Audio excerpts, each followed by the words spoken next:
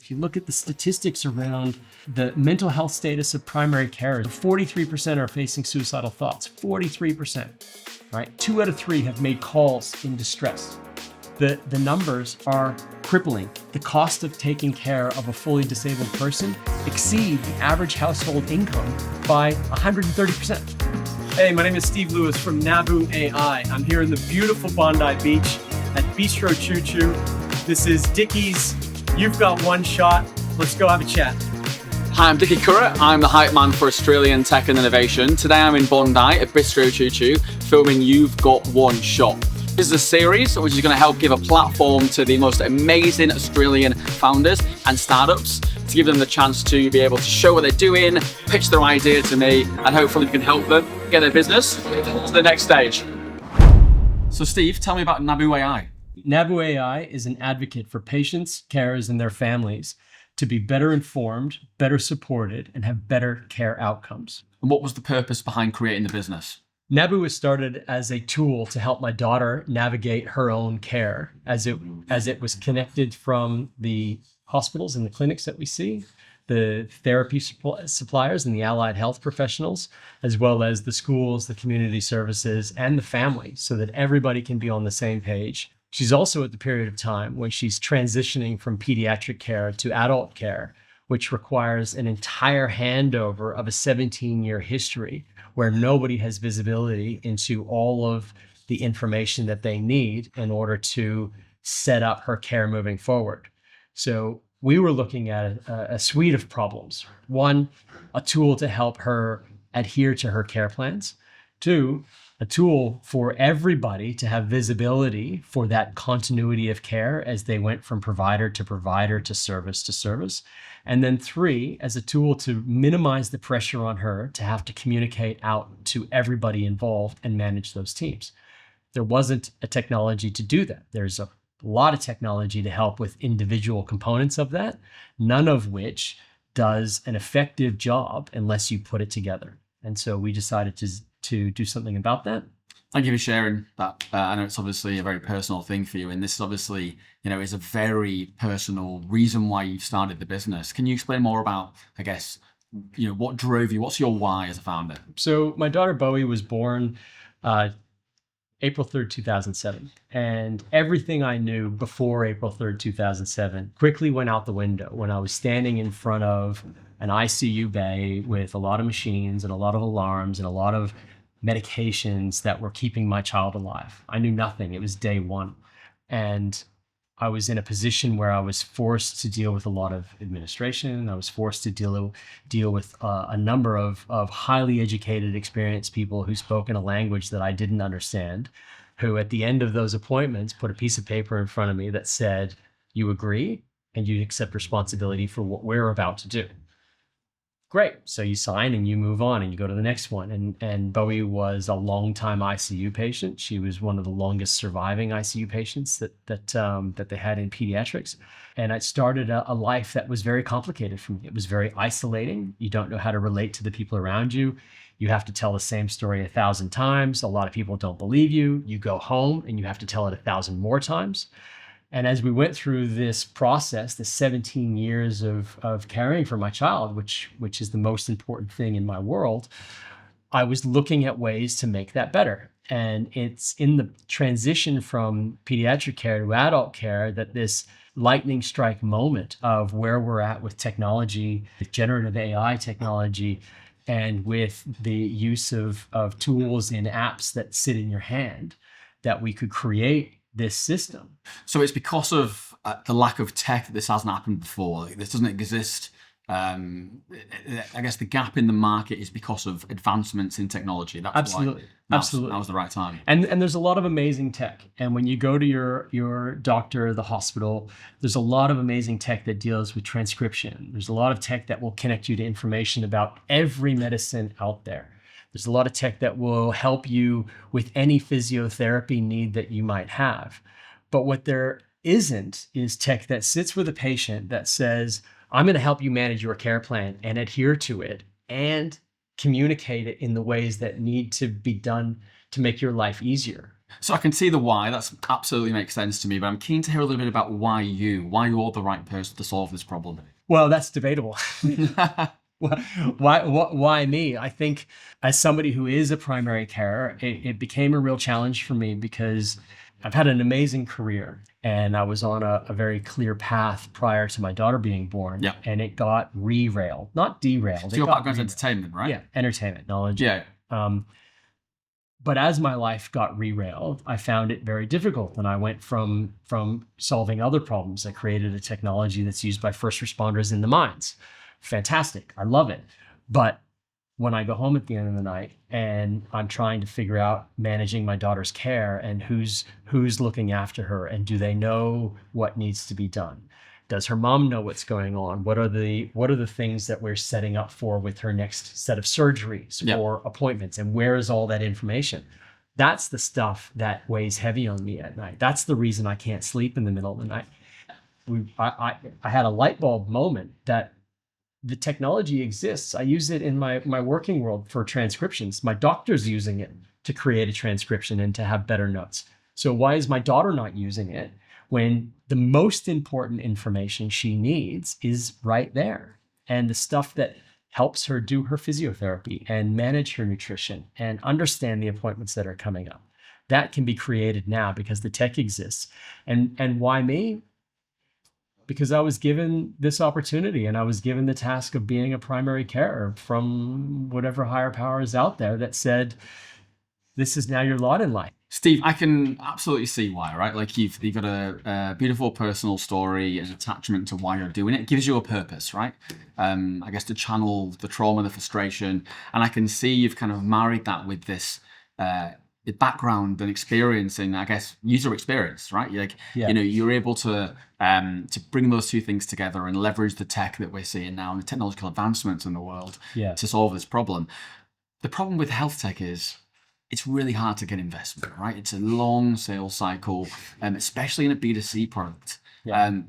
Tell me about why and how you can bridge that barrier. Yeah. Well, I guess because my background is in the music industry, I'm not afraid of B2C because music doesn't get investment until it's demonstrated a critical mass. And so when I go and I say, yes, whilst I do have B2B streams and they are robust revenue streams and opportunities, the B2C model is what drives change. Because when I look at all of the technology that promises a better patient outcome, I don't see any of it in the hands of the patient in a way that is functional for the rest of my life, that is the problems that I need to solve. So I look at all of the technology that's doing medical transcription, and I think of a doctor's office, I think of the waiting room, and I think about companies that are offering medical transcriptions, lined up trying to get that one customer, walking past 200 customers in the waiting room who are the people who would benefit from that technology most. And I think I need to focus on those 200 people because they're the ones who take that information, who need to adhere to it, who need to follow those plans, who need to go to the next provider and say, yeah, this is what my doctor said. This is the video of my physiotherapist showing me the exercises. This is carer coming into my house. This is what you need to do on a daily basis. Log into your Nabu account and follow these plans. The risks are there, the emergency procedures are there, and the care is there. So there's no mistake in what you have to do. And I don't have to look for things and find text messages and get notes from a co-parent or another provider. It's all in one place. It's a convincing argument, but the Australian investment landscape is heavily B2B driven, especially at the moment, right? So how have you, what's your experience been like in speaking to investors and having that conversation thus far? I think every founder has thoroughly enjoyed the kindness and respect they get from all Australian VCs.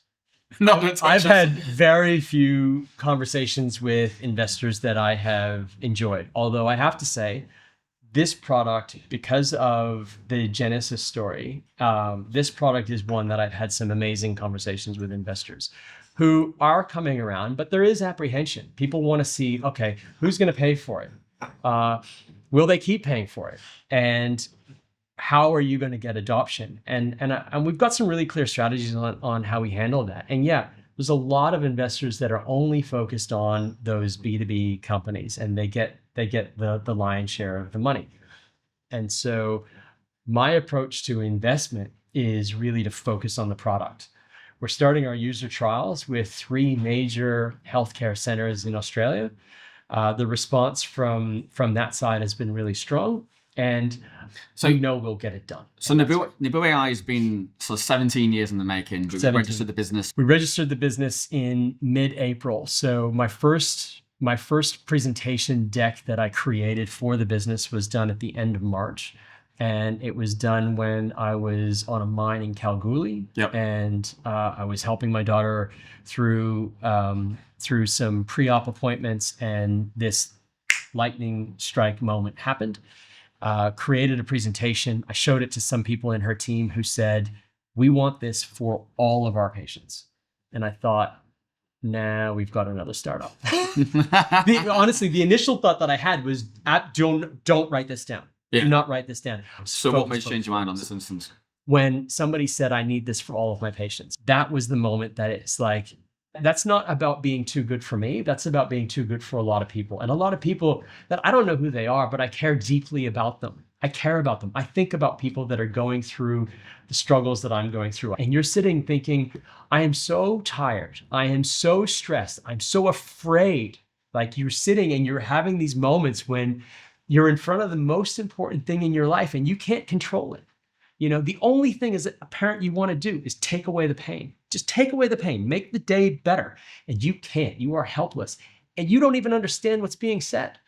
So if I can do something, having been through that, having the cognitive awareness of the things that we can do to prevent that situation for somebody, and I now know that somebody else has said that will help that person, that's not make my life better. That's make a lot of people's lives better. And if you look at the statistics around the mental health status of primary carers, mostly parents and unfortunately mostly moms, statistically in how society is broken up, 43% are facing suicidal thoughts. 43%. Right? 2 out of 3 have made calls in distress. The numbers are crippling. The cost of taking care of a fully disabled person exceed the average household income by 130%. So to have tools that enable people to have a better structure at home, a better care for their loved ones, be it an adult, their parent, their uncle, their somebody in their church group, common. From me and my perspective, my child, to be able to make that a better day, you got to do it, right? You got to do it. And what is the North Star metric? If you had to pick one, you've obviously, there's so many stats there of things that you can solve, right? Yeah. You can really, but what is that North Star metric that you kind of are aiming up towards, and what is the big mission? Yeah, the big mission is a lot of users. I think in terms of advocacy groups, I think of groups of individuals dealing with the same problem, and how do we make those lives better? And those groups, that's really well mapped out for me. Steve, I love the story. I know it is a personal journey that you're on, and I can, I see the passion that you come to it with, and the deep domain knowledge that you bring as well. I can absolutely see how this would, how this is going to have an enormous impact on so many people's lives. How can I help? Well, thank you very much. Those are really big compliments, because it's a struggle and it requires amazing people to come and help out. And so, the more people that hear these stories and want to pay attention to early stage companies that have a lot going for them, great. And so I think as an ecosystem, we have all these great tools to broadcast content and messages, and we just have to keep doing that. And so you help me by doing the things that you're doing. What's the one thing that we can do today that's going to change everything for you and get you to that next stage you need to be at? I mean, one thing. Write me $500,000 check. Definitely not. I've seen some amazing things in my time, but what's the one thing? Tell somebody else. Tell somebody else about what we're doing. And my email address is there. I want to help people, and if you guys can help me get that message out, and people who are dealing with these difficult situations can get help from us, then I'll be a really happy person. Thank you, Steve. Thank you.